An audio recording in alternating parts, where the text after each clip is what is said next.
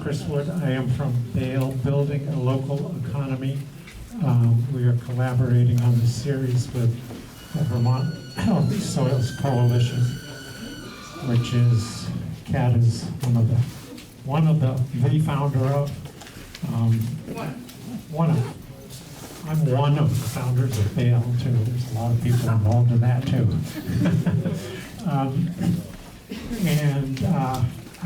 I just quickly, some of you weren't here 2 weeks ago. This is part 2 of a amazing six-part series. We've been doing this series in Randolph for 5 years. We've been calling it the Building Resilient Communities series. And this is the first year that we've sort of really stuck on one topic, which is a crucial topic that probably 5 years ago I wouldn't even have thought, this is sort of a central issue to be covering in depth. I'm not going to say much more other than speak a little off topic.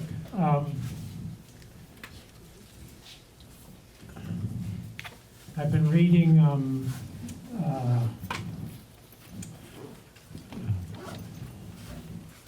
Post-Carbon Institute, Richard Heinberg, and he recently put out a piece called "The House is on Fire." And I decided more and more that my job, at least for a very short time, is to remind people that we're in a lot of pain. And it's important to see and feel that pain. And then move through that. And that's, actually the soil series is about moving through that. But maybe, could we maybe just take a few seconds just to sort of sit with that and just be quiet for a little while?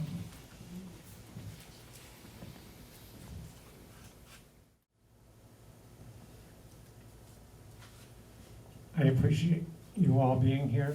I appreciate my coordinator on this very much. I know there's a lot of wonderful and dear people here, but right now I'm going to hand it over to Kat. Thank you, dear.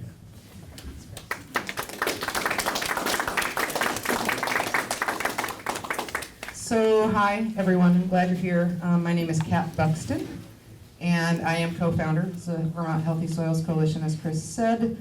I wear a lot of hats in the Upper Valley, and I think I know some of you through various hats. I have a few things I want to remind you of. Join the Vermont Healthy Soils Coalition if you haven't yet. We have a very active email list that you can choose, a digest version, by the way, if you don't like getting so many. But it's super awesome and it's free, so join us. That's how we're keeping some of these conversations going. We have a raffle here. You all got a raffle ticket when you came in the door. If you didn't, make sure you get one if you want one. The raffle is going to be drawn on April 24th, which is our last event here at Bethany Church for the Soil Series. The prize is 7 books from 4 women authors, all of which are featured in the Soil Series, 3 from Vermont and 1 from New Hampshire. And they've all donated their books as a part of a thank you for coming to the series. We're also trying to raise money to help pay for the series. So if you want to buy extra raffle tickets, we'd really appreciate that. They're $5 each if you want to buy them. Okay, so this is the second of 6 soil series. The first one was Ground to Body, a little bit more about the human health connection to soil. Tonight we're going to hear from Lisa McCrory, Tatiana Schreiber, and I'm going to stand in for Graham Unangst-Rufenacht. I'm sorry if you came here just to see Graham, because he's not going to be here. He got knee surgery today. So, yeah, he couldn't come. But he sent me his slides, and I will try my best to be as beautifully articulate as he is. Next week, so for the next 2 weeks, we have more of these coming up. March 27th is next week, is the storytelling panel, Connection Through Story. I'm really excited about that one. And then the following week is Building Soil from the Ground Up. If you want to know all of them, you can get one of these over at the table. You can also go on our website and get all of this information. It's on Facebook, etc. And so we've got this little slideshow up to help thank all of our sponsors. I did get a grant from the New England Grassroots Environmental Fund to pay me a tiny stipend to put this series on for you. Our speakers are all donating their time, but we are going to try to come up with a little bit of money to help pay them for their time because we really appreciate their skills. But we also got generous support from NOFA Vermont, Upper Valley Food Co-op, Gardeners Supply Garden Centers, Soil for Climate, Vermont Compost Company, UVM Center for Sustainable Agriculture, Clean Yield Assets Management, Rural Vermont, Cedar Circle Farm, 350 Vermont, Vermont Land Trust, Community Resilience Organizations, Longwind Farm, Community Resilience Organization of Hartford, Two Rivers Ottaquechee Regional Commission, Orca Media, who's here filming tonight, Earthwise Farm and Forest, Sowing Peace Farm, the Center for Transformational Practice, Myco Evolve, Voices of Water for Climate, and BAIL, and Vermont Healthy Soils Coalition. So I just want to say, yes, thanks. And thanks to all of them. When Chris asked me to do this series, I stalled for a little bit, and then I just took off, right?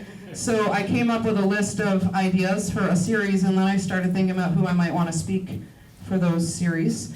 And I sent out one email to 19 of the busiest people in the state, and almost every single one of them said yes within like 24 hours.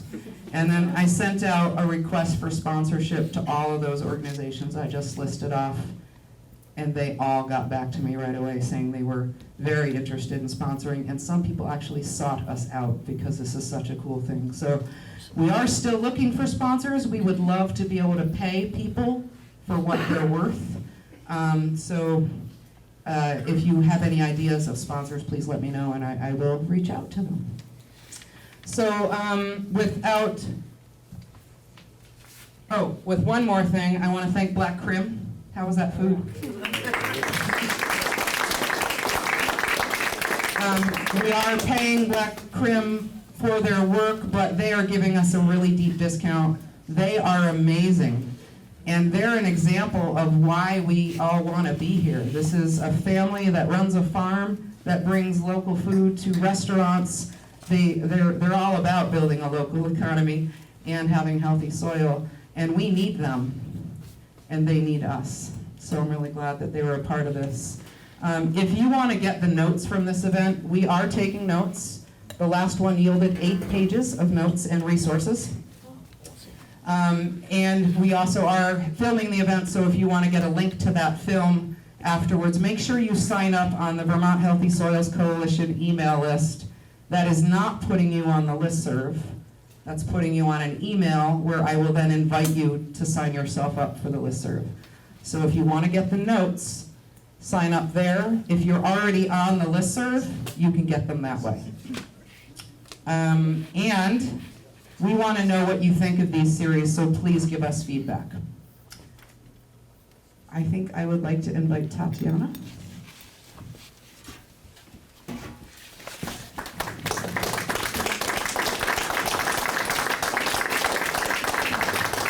Tatiana comes to us from southern Vermont, and she was one of the first people that really excited me that came to the Vermont Healthy Soils Coalition. She's got a wealth of knowledge, and so here you are. I'm going to set your slides up. Okay. I was thinking I'd have a place I could put this down. Oh, you can put that here. Yep. Okay. What do you think about the lights? Can people hear me? Okay. A little bit? Get closer. A little I think we closer. probably want to Okay. Darken? darken this side of it. What do you guys think? It's sort of a, Yeah. it's sort of a trade-off. Then you don't get to see her very much speaking. It's the, I don't, well, lights We'll off. look at it really well. Let's Yeah, try. right. You don't need to see me. Okay. And so you're just Oh, but I gonna- need to see this. you're just going to do this arrow. Okay. This one, see if that's- Okay. okay. All right, so just to say a couple words about me, so you know where I'm coming from. I live in Westminster West. I think you want to hold that as close to you as you can. Can everybody hear me okay? If I hold It's better. closer, it might be. That's better. That's better? Yes. Okay, so I live in Westminster West, down south, and have a little farmstead there where I sell seedlings. I also teach at King State College in environmental studies and work for Rich Earth Institute in Brattleboro, which is working on the recycling of urine, human urine to use as a fertilizer. Are you having trouble hearing me? A little bit. Okay, sorry, I'll try to be. Okay, so that's a little background. You got to hold the thing. Okay, all right. Feels weird. All right, so our topic was shielding soil with plants and animals, and I decided I wanted to focus on trees because I feel like we, in Vermont, we just sort of take trees a little bit for granted because we have quite a few trees here, but when we talk about the importance of biodiversity, I just feel like trees are, especially in farming and gardening, we sort of don't necessarily give trees all the credit they deserve. So I decided to focus on that. So that's what I'm going to do, and then hopefully Lisa and Graham will talk a little bit more about ways we can use trees, but I want to talk about why trees are important to soil and everything else. So, but first I wanted to just say a few key concepts. One is that climate change is a symptom of something larger. So climate change, or global weirding, as many of us call it, is a problem itself, but I think of it more as a symptom of a larger problem, which is the disruption of our ecosystems and ecosystem functions. Because intact or integrated ecosystems are complex, carefully integrated and calibrated systems that play multiple roles in enabling energy flows, water cycling, nutrient cycling, and maintenance of the atmospheric conditions that have been our sweet spot for so long, and that's now changing. So excess emissions of carbon dioxide and other greenhouse gases is a symptom also, and we should reduce, these emissions as fast as we can, but that's not going to be enough to restore our climate unless we also stop disrupting the damage that we've done and undoing it. And a huge problem is that, I think, and I've also been very influenced by Dan Young. I don't know if Dan is here, but who's on the Vermont Healthy Soils Coalition listserv. I've learned a lot from him. And one of the things that he's influenced me to think about is that a huge problem is just the loss of biomass in general, how much biomass we've extracted from the environment. Because it's in biomass, in living plants, animals, and microorganisms that stores and circulates not only carbon, but a range of nutrients that all of us, all organisms, need to survive. And also, biodiversity is key, not just biomass, but biodiversity, because each organism plays its own role and has its own niche, as you all know, I'm sure. So the more diversity we have, the more species there are to play these roles, and the more resilience we'll have should, any particular species or organism not be able to survive, whatever happens. So it's the complexity and structure of these systems that I think in the long run will reverse the ecological disorder that we find ourselves in. So let me go back here. So what is the best way to do this in Vermont is what I want to focus on. So I come to this from the lens of agroecology. Everybody comes from a different point of view, but my perspective is agroecology.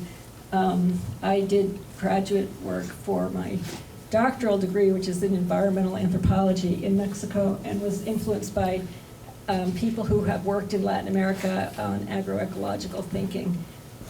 It's an idea that's been around for actually a very long time, but so some agroecological principles that I think are important, and some of these come from a lot of the thinkers in the field of agroecology, like Stephen Gleisman, who's now retired from UC Santa Cruz rather.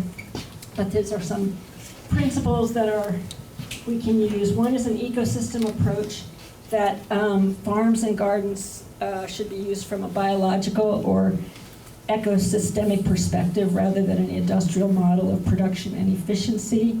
The farm doesn't end at the edge of a field. Instead, it exists within a broader ecosystem or watershed or bioregion. 2 is biomimicry.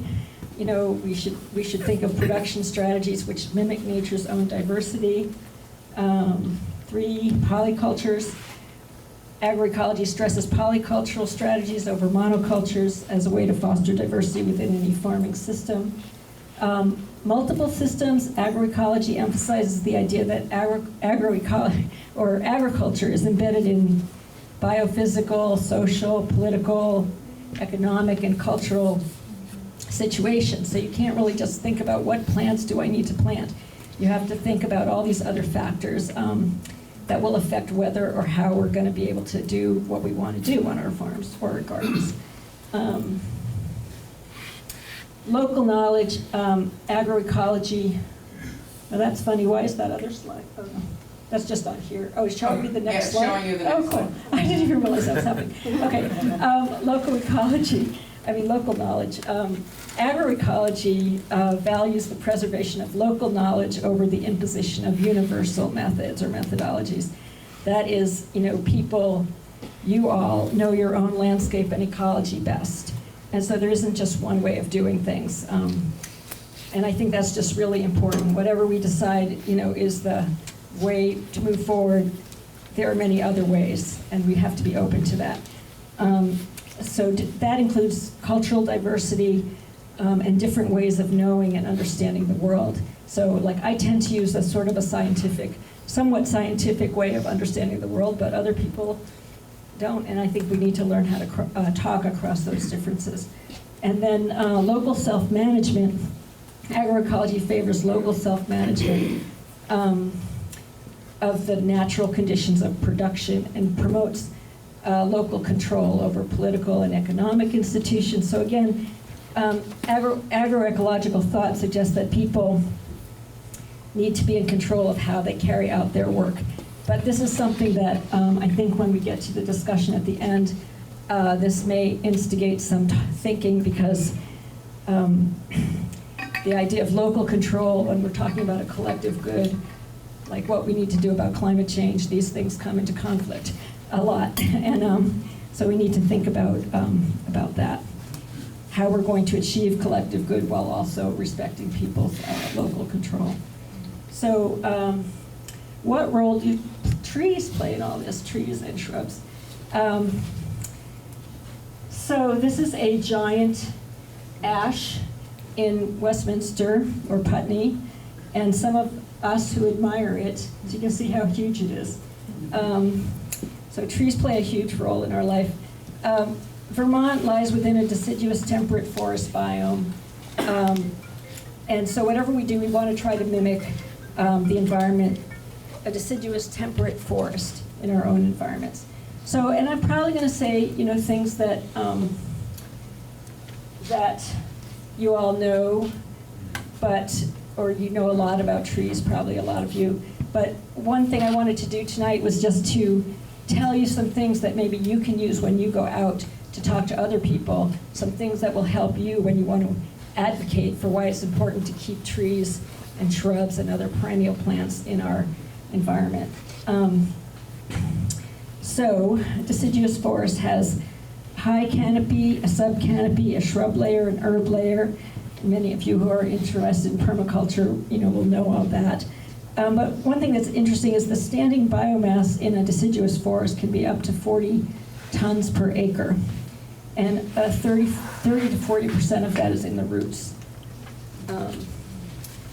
A deciduous forest has slow decomposition due to cool, shaded soil and also the high tannin in the leaves. And it has high organic matter near the surface because of the leaves, and it has a lot of roots, as I mentioned before, but the fine fibrous soil in the roots holds the soil stable and retains nutrients.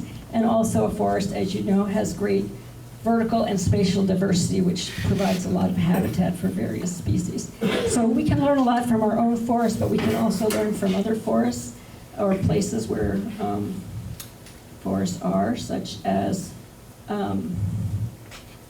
the apple forest in Kazakhstan. I don't know if all of you know that our apples came from Kazakhstan. That's where the wild apples live, and there's the greatest diversity of apple cultivars is in these wild apple forests in Kazakhstan.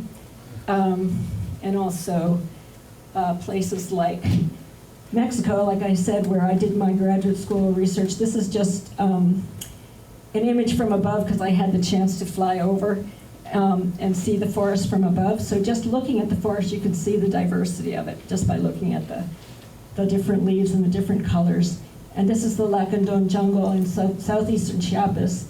It's a naturally diverse rainforest, and it has some 4,000 plant species, including 57 different orchids and dozens of species of hummingbirds. So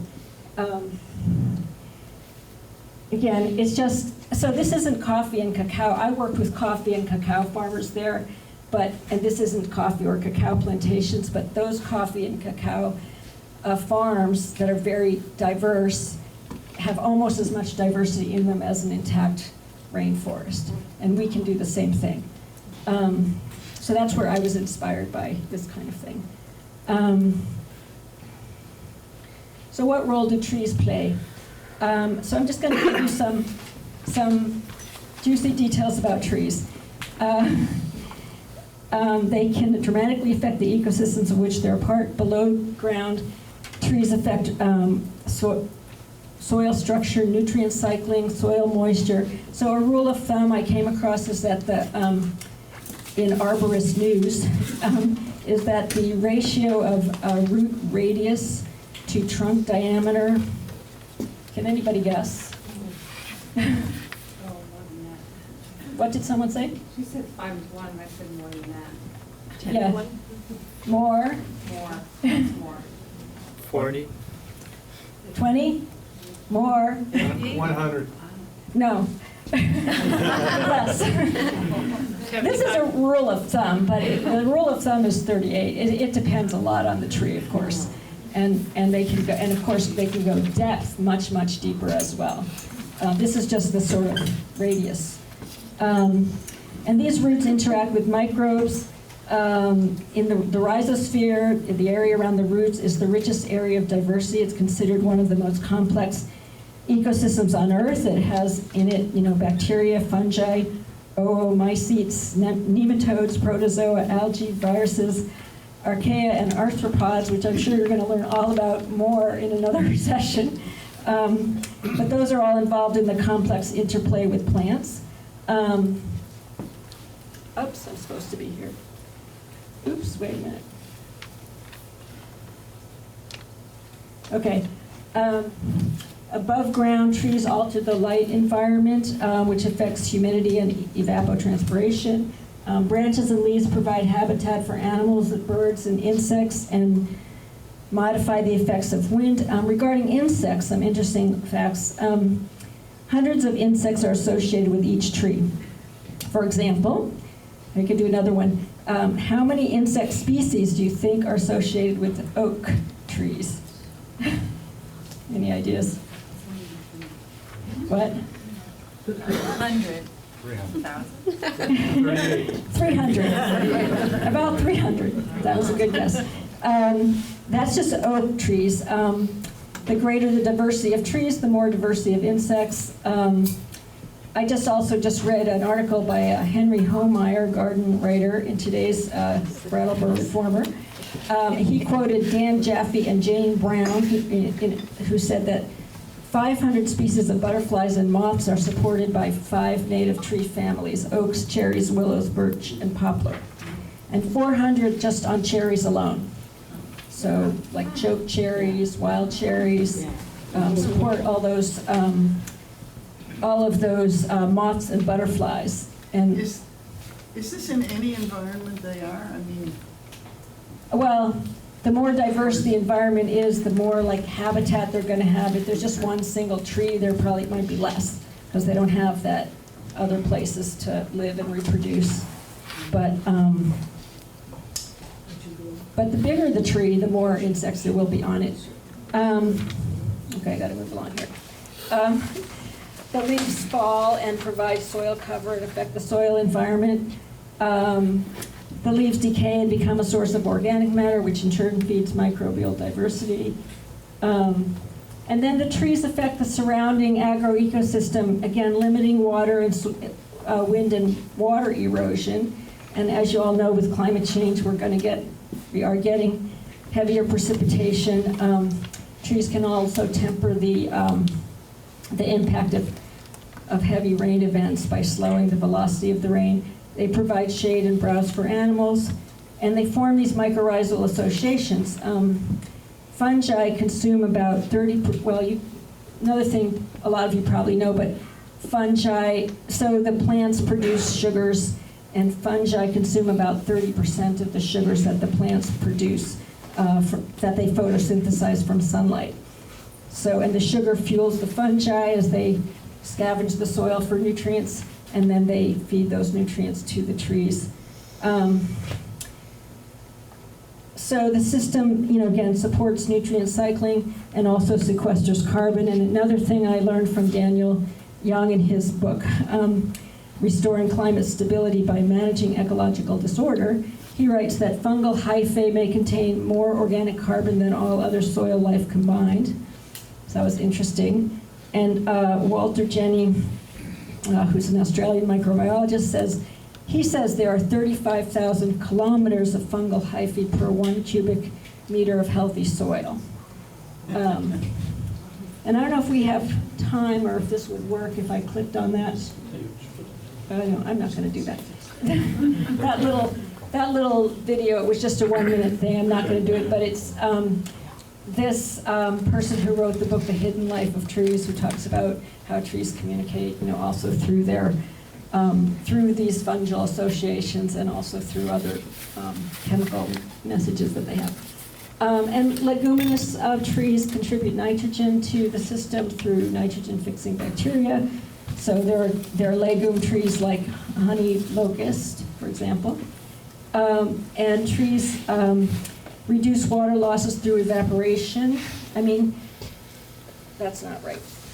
Trees reduce water losses from the plants around them. The plants around them that would lose water through evapotranspiration, the trees can protect that and prevent some of those losses. But they can also trees can also reduce excess water through hydraulic lift. What is that, And please? I'll explain that in a sec. Well, through their roots, pulling up water from deeply down below, they can, a mature tree can lift 100 to 200 gallons of water out of the ground per day and discharge it into the air in a day. That comes from North Carolina State University, but another ecologist I just talked to said that during the growing season, a tree can draw up to 400 gallons a day during the growing season. And they can share that water with plants around them. So they act as irrigation for surrounding plants so they can make agroecosystems more resilient to droughts than floods. And according to Czech botanist Jan Pokorny, whose little article you will see in Jan Lambert's book that's on the book raffle, Water, Land, and Climate, he says during a 10-hour period, a tree cools its environment with a 7-kilowatt power output. And water vapor rising from trees also travels into the surrounding region, condensing in cooler places and then releasing heat there. So overall, trees and forests play a key role in moderating climate extremes. So if we keep enough trees in the landscape, in agricultural landscapes, we can mimic this role of natural forest systems. So, what I'm really arguing is that, when we farm and garden, we tend to want to have sunlight so we can have maximum yield of our crops. But I think we really have to think 2 or 3 times before we cut down trees to get more light, because of all these reasons that trees are so important.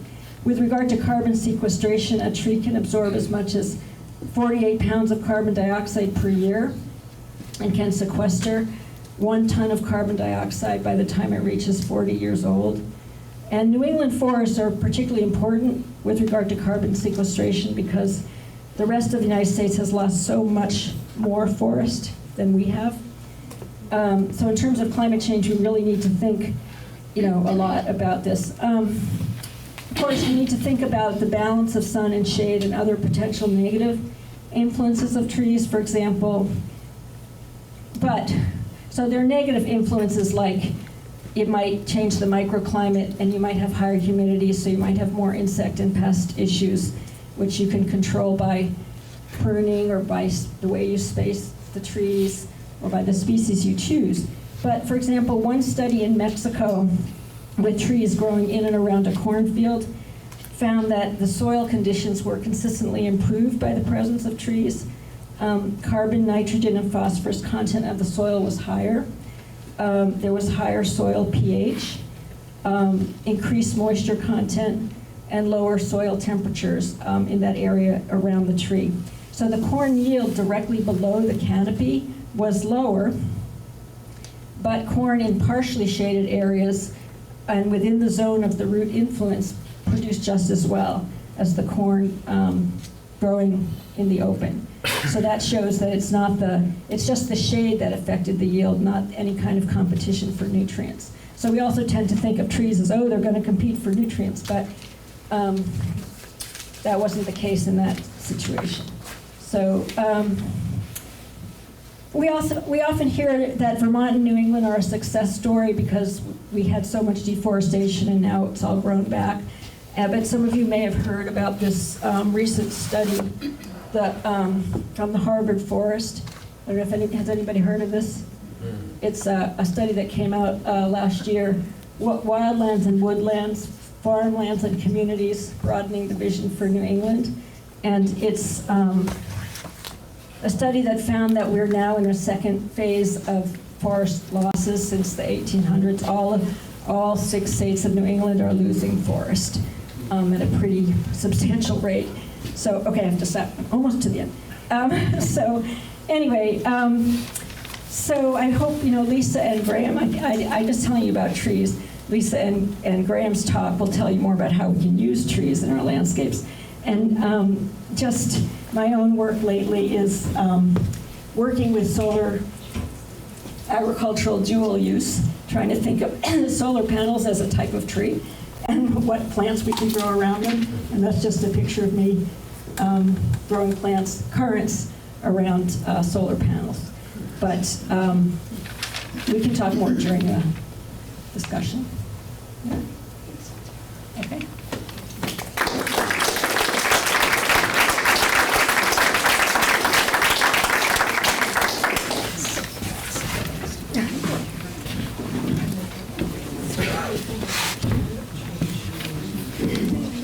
So the questions at the end.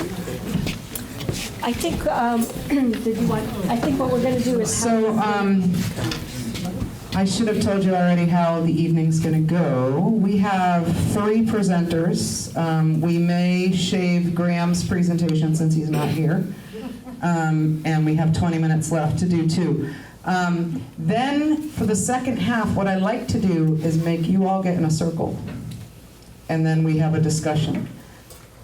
Because we're a large group, it can be challenging to have a discussion. So what we did last time is we went around the room and you get to ask a question or make a statement. So I want you to prepare yourself already that you may not get your question answered, but this is the start of making connections with each other. We are building the social mycelium. There's only so much we can do in an hour and a half. So we wanted to make sure to deliver information and then get a chance to hear your voices, because we have 3 people up here giving presentations, but I can guarantee you that the expertise in this room is amazing. And I want you all to know who's here before you leave. So with that, I'm going to invite Lisa to come on up and tell us about her work.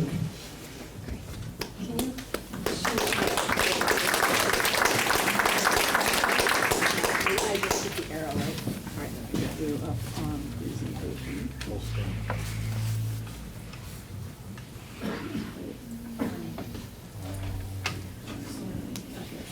You, full screen. Yeah, and then I just want to do that. Great. Hi, everybody. My name is Lisa McCrory. Oh, I'm going to use this. There we go. That's better. Kiss the mic. I'm going to go back and forth, putting my glasses on so I can see you, and taking them off so I can see this. So,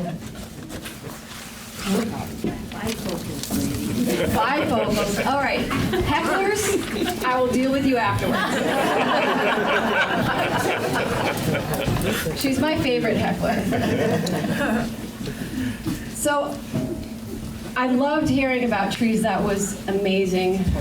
Such great information. And what I want to focus on with my talk is the farm as an organism, and how on our farm we are working to develop a relationship with the farm so that we are part of it from the roots to the sky. And we grow a lot of different, our crops are primarily perennial crops with about an acre of annuals that come into play as vegetables or flowers. But most of the crops that we have go from perennial landscape of our apple trees to our other fruit trees to blueberries to edible bushes to then diverse pastures for our livestock. And we have a lot of woodland where we manage that ecologically. My husband's in charge of that part. And we also do some sugaring. So my presentation is going to hopefully give you a flash of that.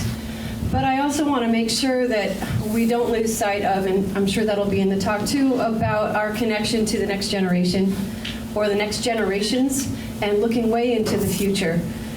Call out to a great activity that's going to be happening on Friday for climate awareness. But a little bit about our farm.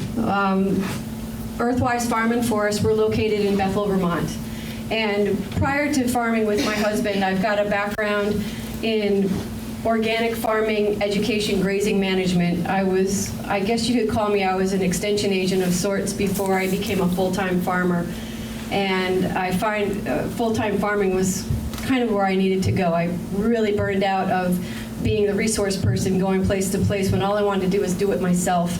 And the relationship that I've gotten from the land and with my family has been so satisfying. And hopefully, you know, as a lot of people in here are gardeners and farmers themselves, some of what I'm going to be sharing will hopefully resonate with you. So our farm is a certified organic homestead farm. We use draft animals and motive power. We use draft animals for motive power, but also we have our animals are harvesting most of the feed themselves. We try to avoid using fossil fuel-driven machinery as much as we can. Using biodynamic principles, regenerative principles, as well as organic ecological principles. So the emphasis of our farming enterprise is to develop a functional relationship with the land base, looking at our farm as more of a living, breathing organism. We market a lot of products on our farm. We'd like to be diversified in the things that we grow and the way that it allows us to interact with our land. So from doing raw milk to organic meats, vegetables, eggs, maple syrup, flours, value-added products. But another thing that I think is a really important part of our farm is the education that we provide, whether we consult off the farm or we bring people to our farm to live to work with us, to learn about certain concepts or topics. It's a great way to raise awareness and to have good, heartfelt discussion along a lot of different paths. So from teaching classes on value added with cheese, butter, and yogurt to anybody aspiring to have a family cow, learning more about the spiritual component to living with the land and learning how to douse and use that in your agricultural pursuits, management intensive grazing for people wanting to incorporate livestock into their farm projects, or just the basis of starting a homestead farm.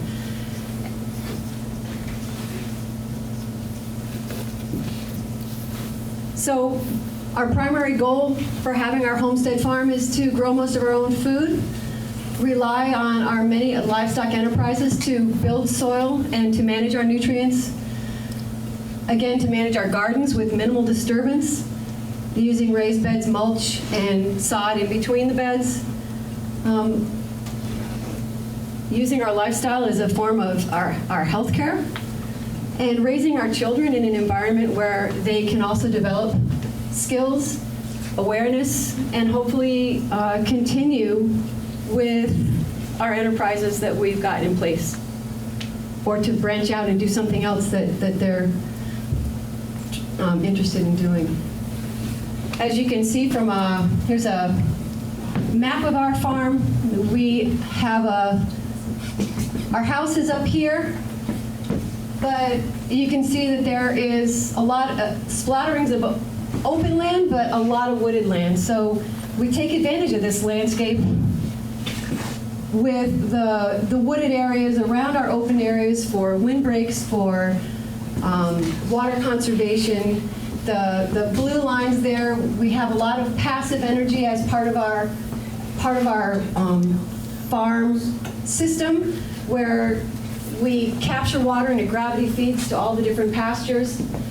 Our grazing system, as I might have mentioned, is an intensive rotational grazing system, and that in itself is a great way of building, capturing carbon, building diverse pastures, and also being able to provide our livestock with the highest quality feed.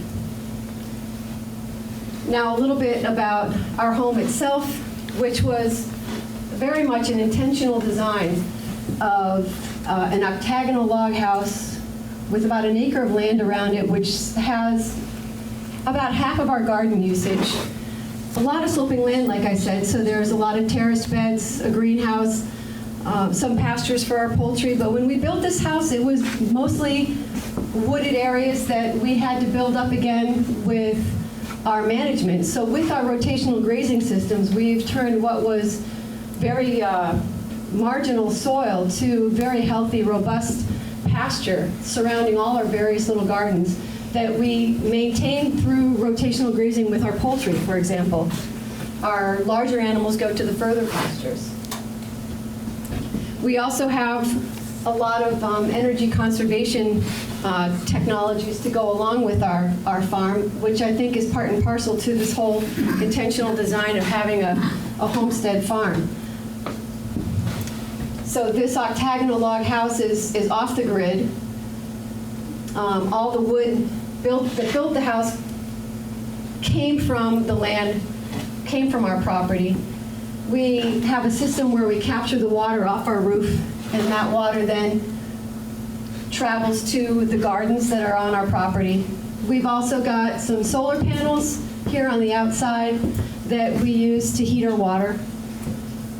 And then in the wintertime, we have wood stoves with copper piping inside the wood stoves to then heat our water for winter use.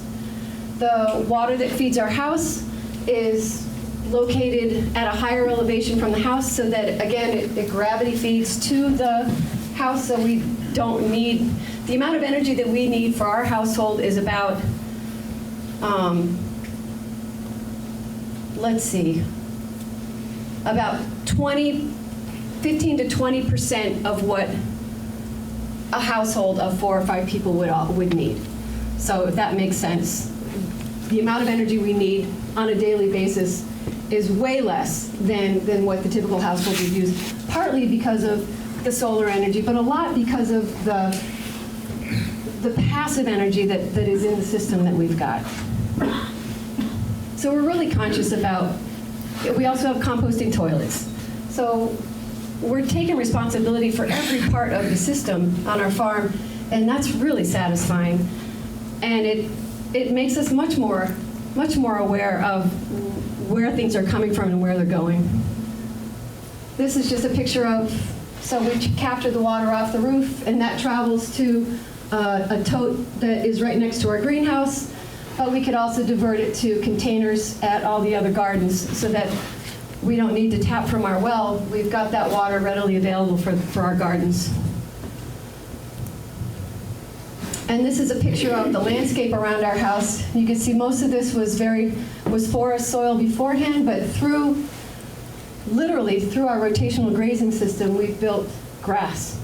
And that forage there's a portable hoop house or structure right there that has some of our birds in it, and they're moved once or twice a day onto fresh grass, and they're leaving nutrients behind, doing a quick harvest, and then moving on. And that's building quite a feed system for those livestock.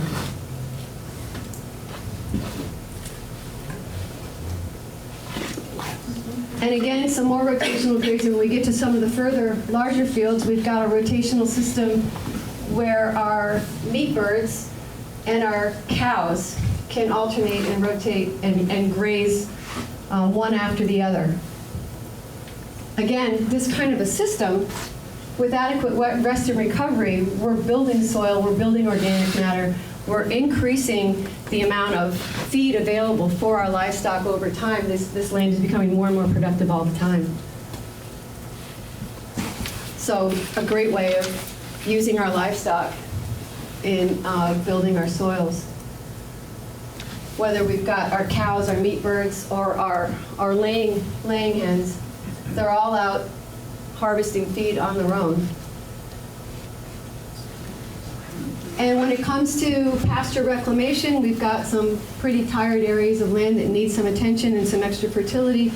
We have our pigs come into play there by, they're our rotavators. So they'll turn over the soil, clean it up for us so that we could then spread some annual seed and let that forage come back into place, and we can throw that into our grazing rotation with our cows and our horses. Can I just ask you, when did you start out farming then? Oh, I'm sorry.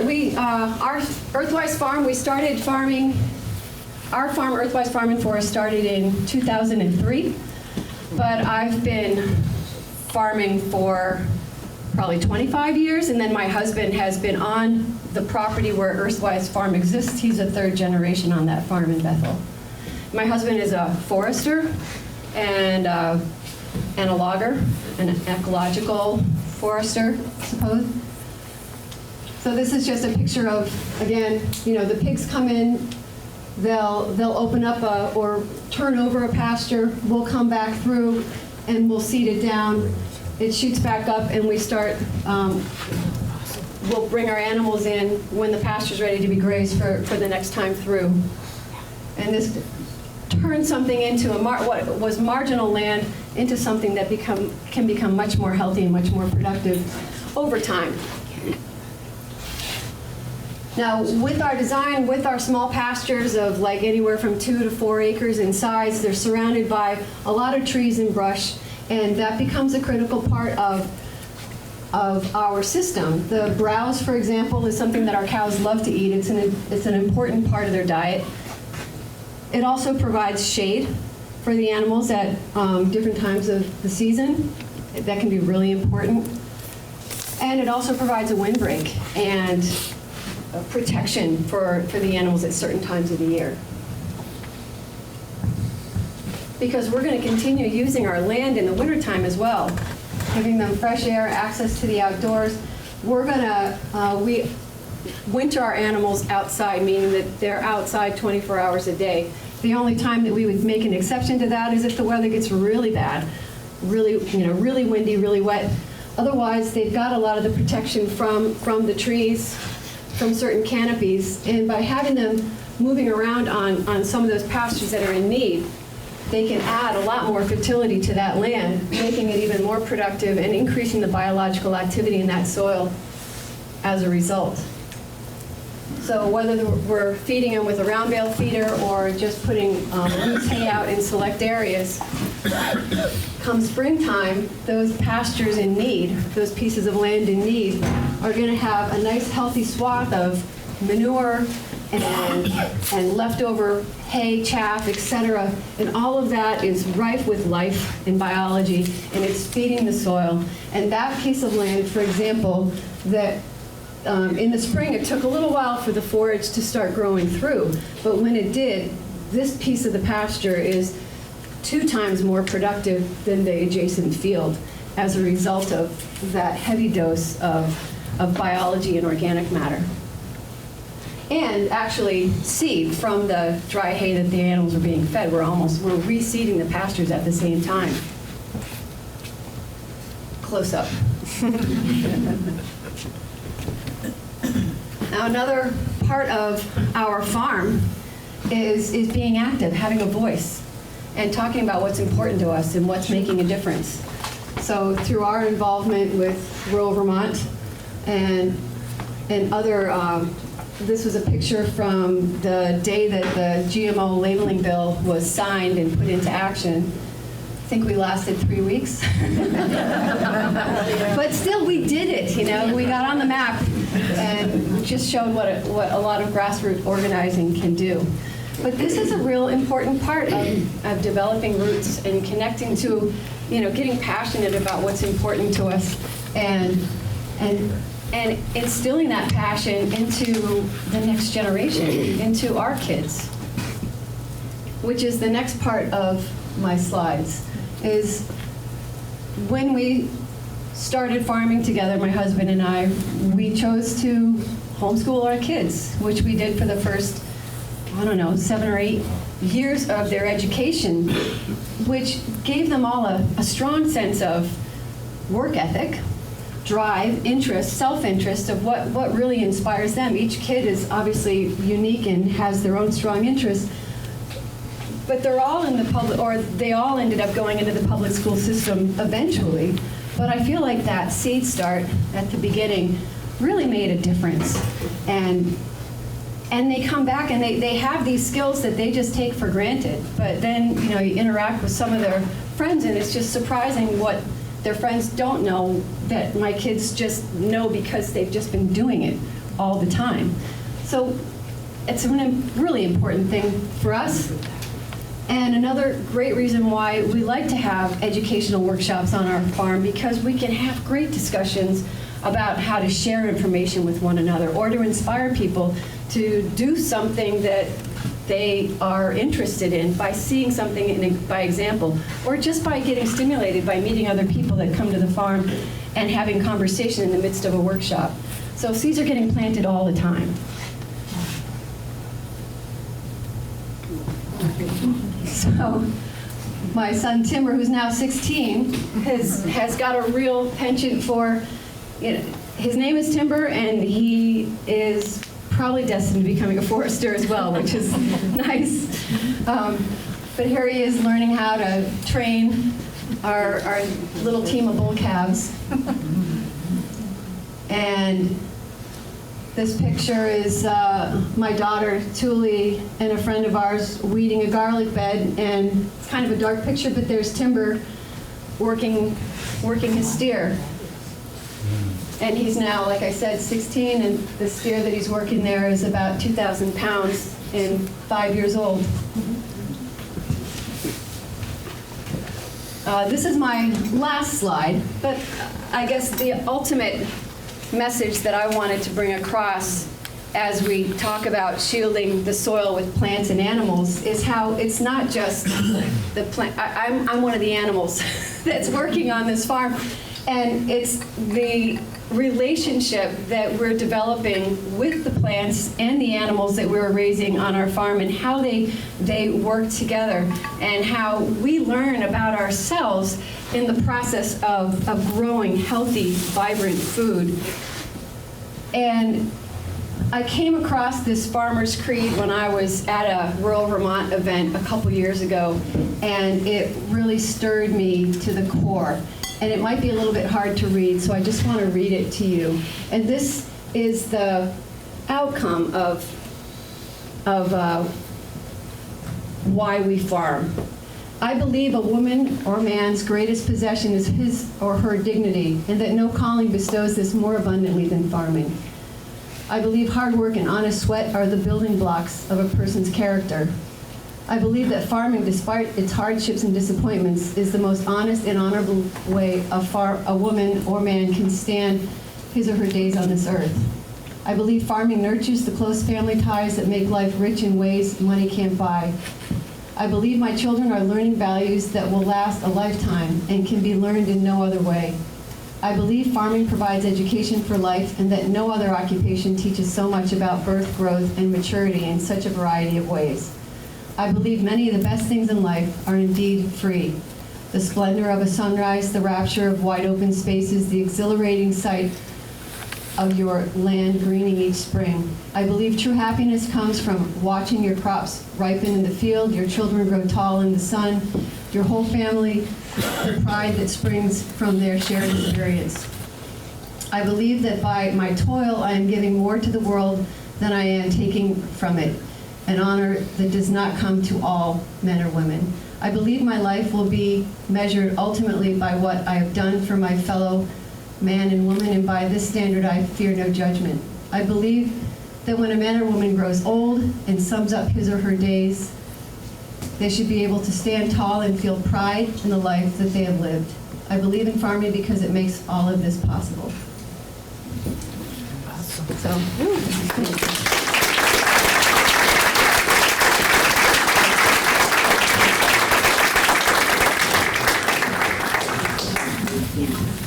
Thanks, Lisa. How y'all doing? Pretty great. It's 8 o'clock. Okay, didn't know that. So, Graham prepared some slides for us that I just want to take us through a few of them, because he wanted to bring some pieces to the discussion that I don't think we've covered yet. I also want to take a moment to let you know that there are 2 boards up on the wall for upcoming events and groups, and I want to make sure that you all get a chance to write down upcoming events or groups that you're associated with that you want everyone to know about, because they'll go out in the notes. Again, those connections that we have among each other are the way that we can build the social mycelium to hold our communities together, while we learn to build the soil that literally holds our communities together. Graham Unangst-Rufenacht not only has a great name, he works for rural Vermont. He is a beef farmer, Robinson Hill beef. He studies agroecology, permaculture, and he can remember the most amazing facts. He's one of those people. So one of the things I know that Graham wanted to talk about is, Lisa started saying it, but you are one of the animals on your farm. We are a part of this ecosystem. We're not apart from it. And thinking in whole farm terms, or in whole landscape terms, or whole community, or whole earth, or whole systems is what we need to do as a society if we have any hope to shifting the paradigm. And a lot of that means listening also. And I want to just point out that this Friday is a Youth Action Day, where youth from all around the world are striking because we're not doing enough to create a livable future for them. This really is an emergency. This isn't just a joke. And the young people are scared. I mean, why wouldn't they be? It's hard enough to be a teenager, never mind being connected to everything all around the world all the time, getting all the news, the same news we're getting and ignoring, maybe not the people in this room, but So this Friday, all over the state of Vermont, there are actions. I know there's something going on at the State House. And I really think it's time that we begin to act more. And I know Graham is a big proponent of that. So one of the things he wanted to think about is, where are we? You know, where are we? Who are we? If we think about where we are, this is our home, but it may not be recognizable to us because it doesn't have the normal colonialist lines and names and all of that. But if you look for that lake that we all know what that looks like, you can find where we are on this map. And this is reminding us that we're on stolen land. We all are. We're here. I think it's important for us to remember that and to begin to try and engage in a way forward that doesn't look so much like us just operating on stolen land separate from a lot of other people. And so another thing you want to think about is knowing your biome. Where are we? This, I thought, was a really great thing that Graham brought forward. What is your zone? What grows here? And not only that, but what did your zone used to be? And where is it now? So this is just a difference between 90 and 06. In the last 12 years, we've seen another difference. And we need to plan for that. So when you're thinking about your 15-year farm plan, and I gotta say, I'm so inspired to know that those slides that we saw from Lisa, Carl is third generation, but we're looking at 15 years of solid work, and 15 years goes by pretty darn quick. So that to me gives me a sense of hope and possibility. What is the history of Vermont in terms of plants and animals and soil? These are questions that are important for us to be asking. I'm just going to kind of fly through these because we're running short on time. What is the primary animal we're talking to about functionally integrating into ecosystems? Right? We're the problem. Nobody else is seeming to struggle with making room for everybody and keeping things biodiverse. You know, next week we're going to have a storytelling panel, and I just have to share one little tidbit with you. One thing that's come out of that group is the similarity between the words humus, hubris, humans, humor, humility. I'll just leave it at that. Did you say humus? I'm going to get to these slides. Graham has some amazing pictures here, so just to leave you inspired. There are so many ways to do things, and there are so many ways to do things in a way that we're not disturbing every system around us. Tatiana mentioned in her slides this idea of eco-mimicry and biomimicry as being a foundational piece of agroecology. This is a very old tradition. This is just about us looking at nature, looking at the world around us, and mimicking the brilliance that we see everywhere. So when we think about soil health, and we think about the billions and billions and billions of microorganisms in the soil that are self-organizing and self-intelligent, selectively intelligent, what can we learn from that? Can we learn to collaborate on that sort of level? Can we learn to mimic some of the systems that we see in nature to produce food and livelihoods for ourselves? This is just an example, Jay Fortier's farm in Quebec, where he's seriously using every piece of that land for production and leaving a healthy ecosystem behind him. Here's an example of cover cropping on a home garden. And what I also see in this picture is, can you imagine a big rainstorm, right? And what part of that soil would be held and what part wouldn't afterwards. And so we're looking at the roots to hold our landscapes together. Here's an inspiring shot. I think Graham is trying to show us the kinds of management that we're looking at now. This is a lot of what we see. But could we start to move toward more integrated systems of management where we're starting to use some of those examples of biomimicry, ecomimicry, things happening all around us? So, you know, biomimicry, I think about that we designed Velcro from burdock, right? That's a pretty simple one, or the duckwing airplane.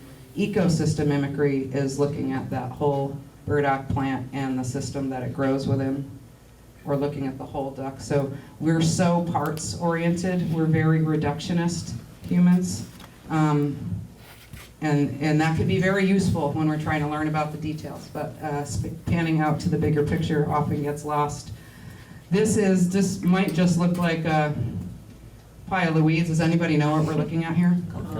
Comfrey. What about this style of planting? Do you know what? Permaculture. Yep, a fruit tree guild. This is a fruit tree guild. So there's so much going on in this picture. It's a multifunctional stacked system. So there's a lot to learn in terms of these sorts of ideas of stacking functions, which is a lot of what we saw happening on Lisa's farm, and a lot of the systems that we heard Tatiana talk about that trees do. Trees stack functions. Nature stacks functions. That's an inspiring picture. How to hold a hillside together. Humans had some involvement in that, but they looked for ideas in nature. This is Eric Tonesmeyer's farm in Holyoke, Mass. So that's a half-acre yard. Used to be grass. Ben Falk's place in Vermont, digging his own ponds.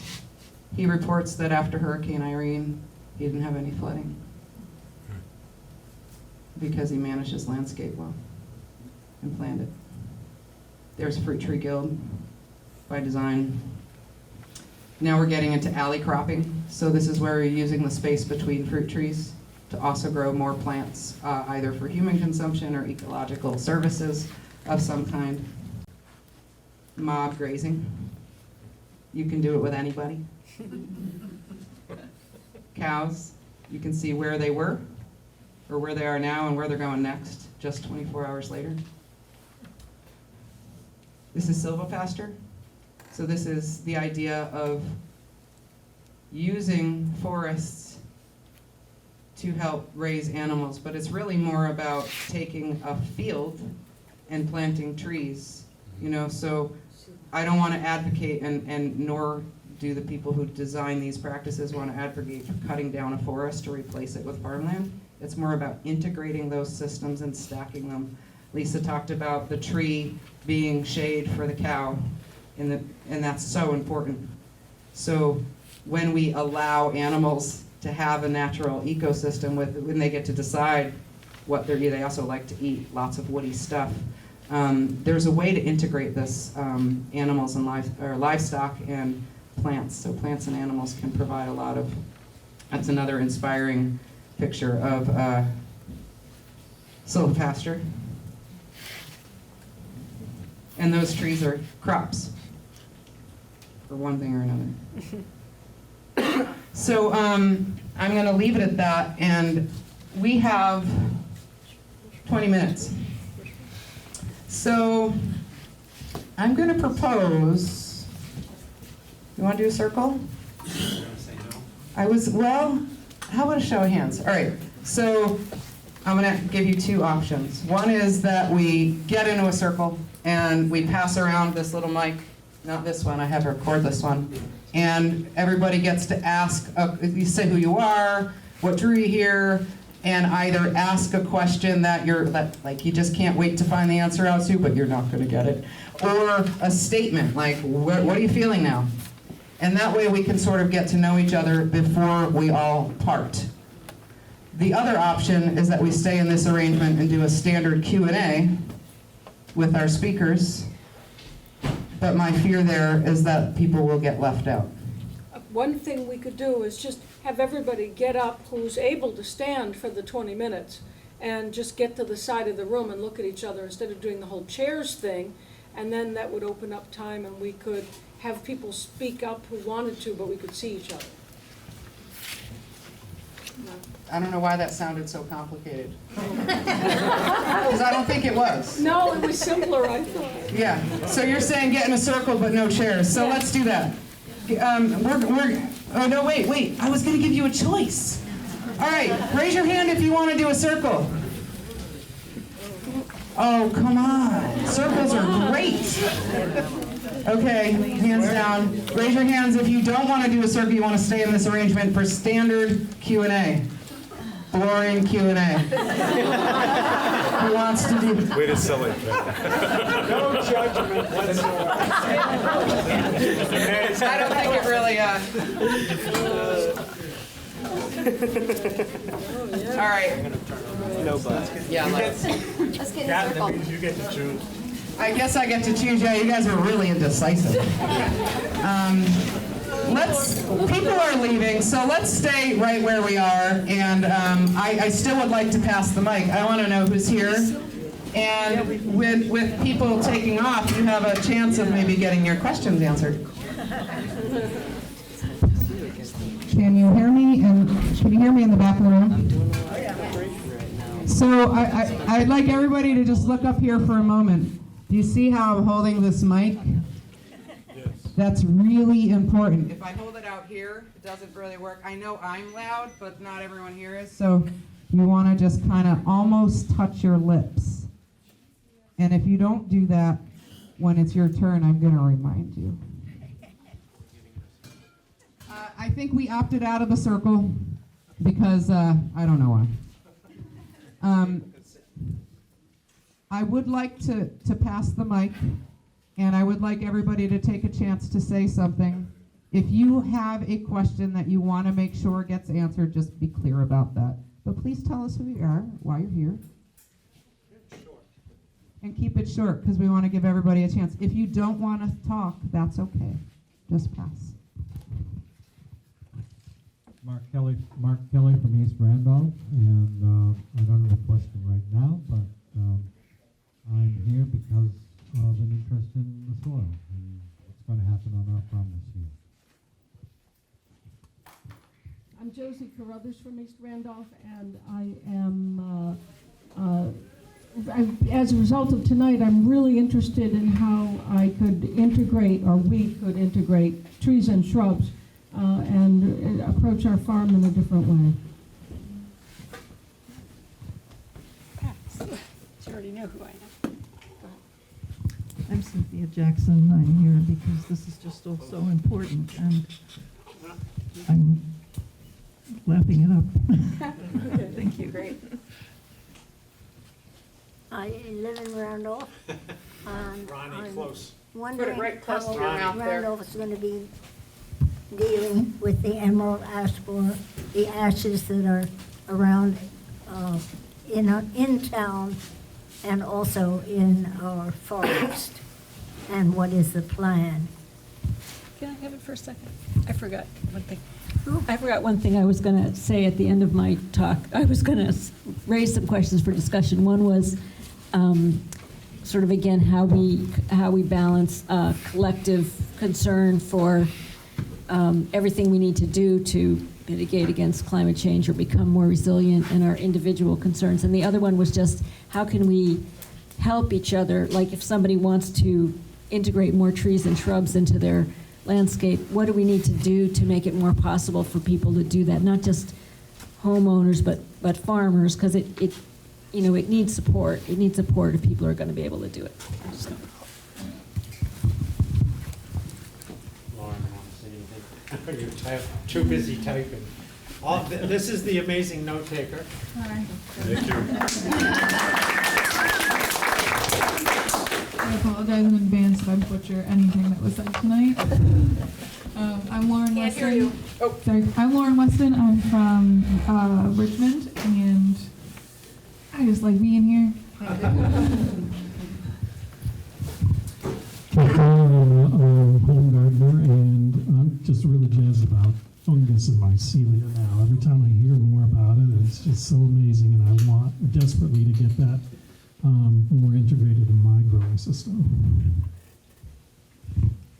John Pimentel from East Randolph, interested in soil health and building resiliency in our community and our soils. Yosko Pimentel from East Randolph, and this is all exciting learning experience, and I would really love to use this knowledge. Laurel Stevenson from Portland, Vermont. I moved up here because I my immune system went berserk, and I needed the healthy air, and I couldn't use any outside inputs on my little 2.5 acres where I was raising food. So I've been making human manure since 2013. Bravo.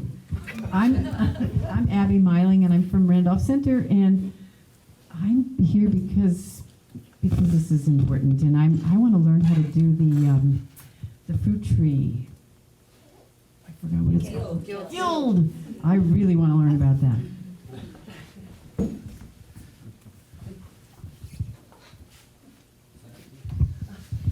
I'm Camden Walters from Randolph Center. I have a little homestead up there. I guess one of the reasons I came was because we two are going to be buying and starting a community orchard up at the interstate, and the soil's really poor, and so I'm just interested in how to work with regenerating that soil, all different techniques and whatnot. So. Just Taffet, ditto what Camden said, and if anyone in Randolph or the Randolph area is interested in getting involved with the community orchard, you could check out randolphcommunityorchard.org. Tim Odell, and I'm interested in some work that Tatiana just briefly hit on, working with co-production on solar fields. And because I'm contributing right now to an enhanced energy plan for my town, I would like to find out what the parameters are, if they're available for building a solar field so that it can successfully co-produce. Okay, and I'm on VHSC. You may recognize my name, and I'll be happy to give you that over VHSC. I'm Nancy Wither from West Falls area, and I would really like more time for us to talk in small groups about what we're doing and how to integrate some of these things. I'm getting frustrated because we can't connect enough here. I'm Carl Tiedemann, co-founder of Soil for Climate. And if any of you are interested in following this conversation at a global scale, I encourage you to join our Facebook group. We have over 10,000 members from more than 100 countries around the world. Soil for Climate. I'm David from here in Randolph, and I guess I need a little dose of hope, and I'm here. I just want to hear about all the great things that are happening. I'm Lucy Gamble. I'm coming from Lyme, New Hampshire, and feeling pretty inspired about how much community there is around this and how many people came out tonight. I'm Katie Allen. I'm also from Lyme, New Hampshire, currently living in White River Junction, and I'm here because I cannot shake my sense of responsibility to the planet and the future generations, and I've decided I don't want to shake it because living purposefully is more fun and brings me to life. And I've had the privilege of learning the importance of food and farming and sustainable agriculture, and it's brought me to realize this is the way. This is what we need to all be learning about, and I love building community around that. So that's why I'm here. And I'm thinking of continuing with a project in Lyme, New Hampshire to teach children basically a farm-to-school summer camp in Lyme. So I'm just throwing that out there in case there's connections to be made. Thank you. Molly Wills. I work for Rural Vermont in Montpelier, and I'm here because I'm inspired by healthy soils every single day and the ones that tend to them.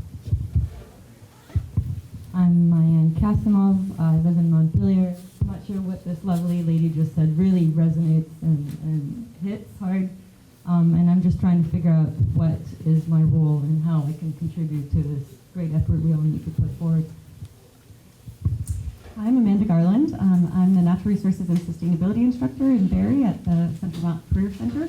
And so I get to teach high school students mostly solutions-based teaching and a lot of hands-on projects around sustainability. It's wonderful. If any of those high school students show up on Friday, they're going to get a big fat 0.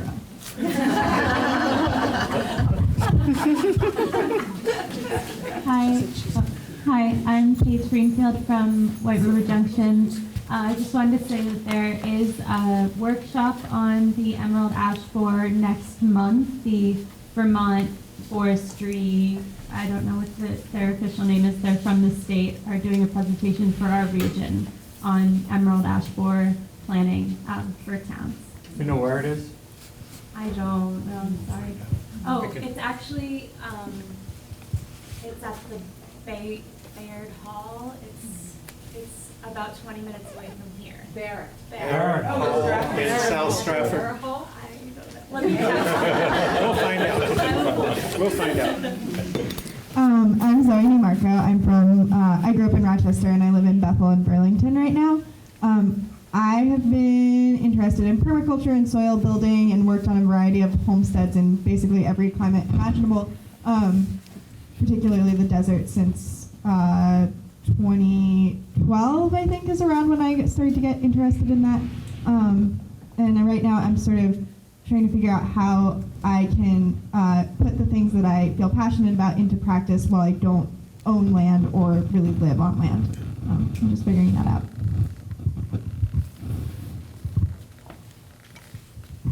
I'm Sylvie Desescal. I live in Tunbridge. I was born and raised on a dairy farm in Franklin County, and I've been growing a lot of my own food for quite some time. And more recently, I'm really interested. I think what's going on in Vermont and around the area with local foods is really great. But I think I'm really interested in how we can start growing our own clothing. Yeah, plastics.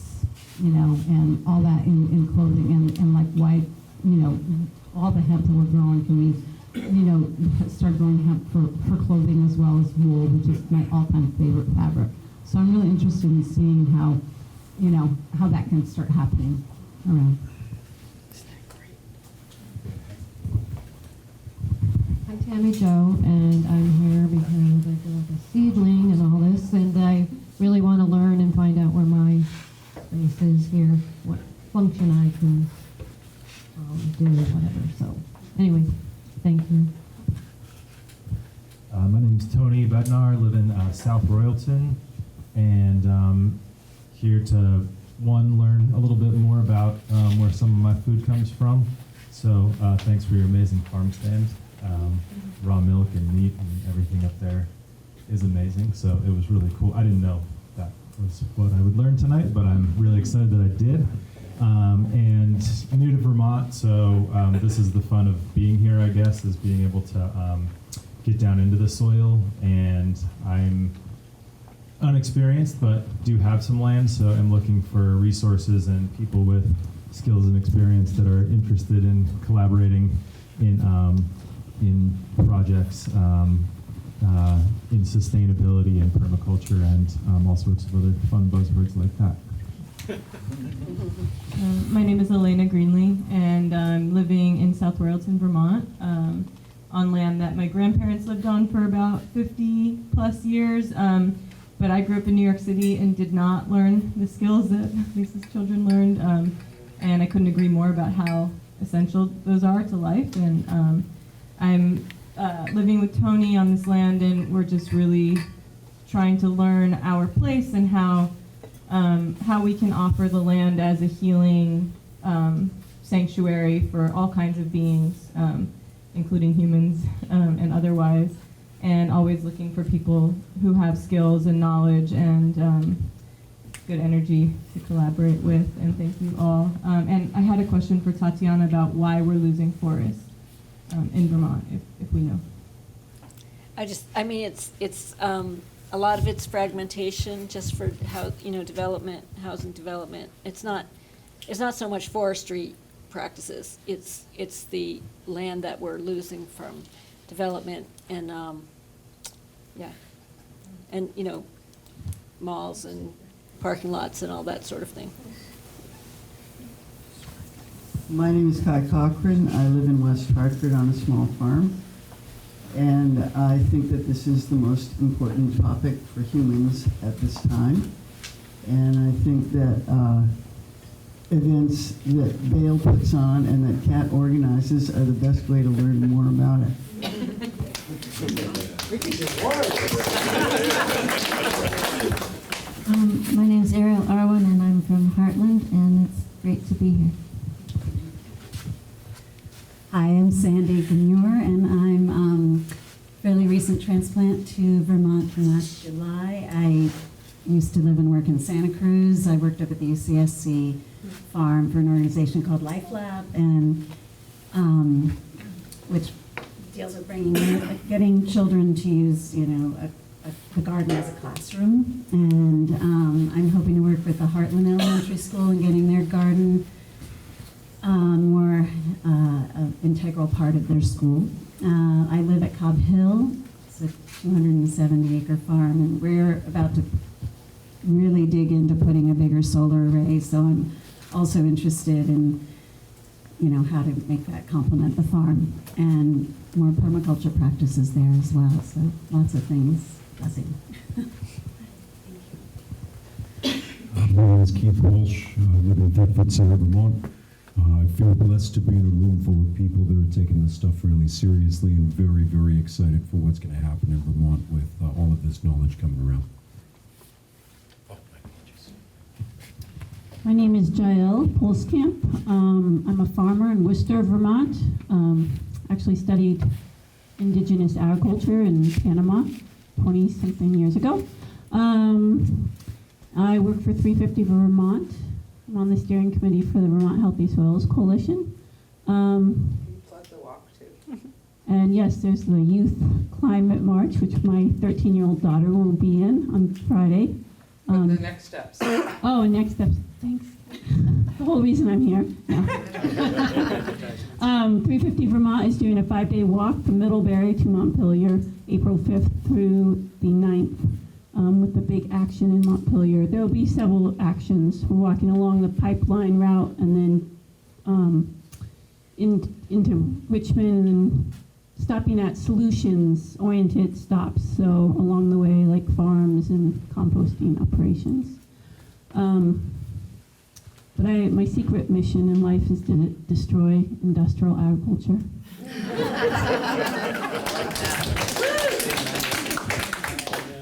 My name is Jesse Markson. I'm also a recent transplant.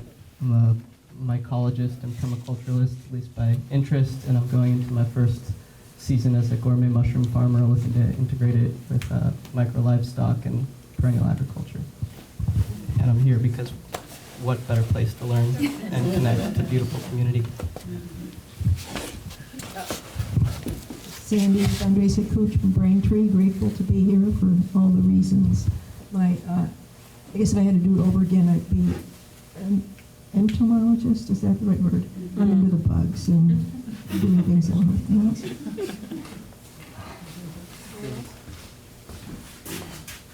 We did it. Yeah. So, yeah, we have some closing remarks, but it's 8:30, and I want to honor, I think it was you that said.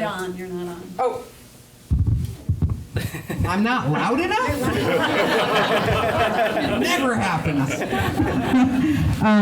So I want to honor your suggestion that we need more time for these discussions, and I agree.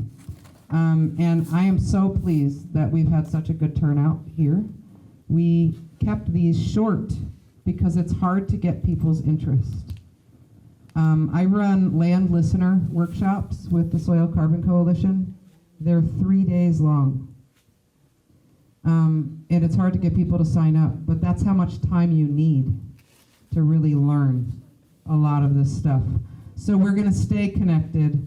There's going to be a lot more happening after this series.